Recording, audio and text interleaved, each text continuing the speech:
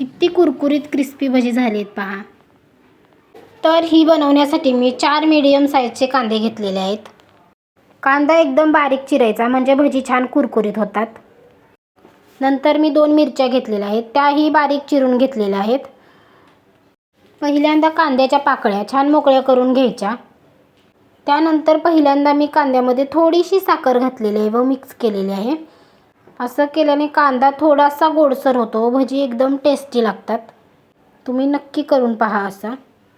जास्तही साखर घालायची नाही, व्हिडिओमध्ये दाखवलेली आहे तेवढीच घालायची आहे।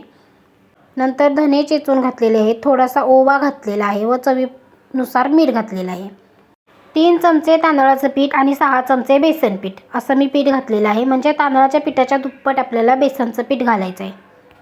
हे सगळं करत असताना कांदा जास्त दाबायचा नाही, अलगद हातानेच पीठ वगैरे मिक्स करायचं त्याच्यात।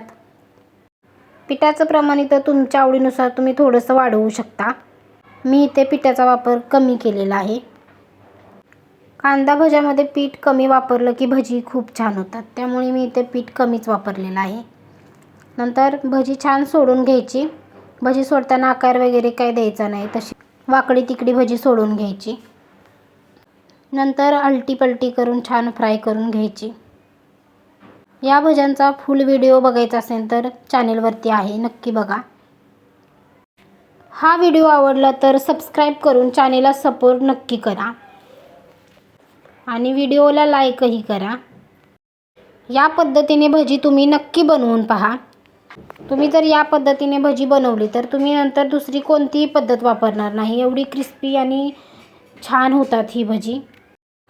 कोणी बनवली तर कमेंट करून सांगायला विसरू नका कशी झालीत ते।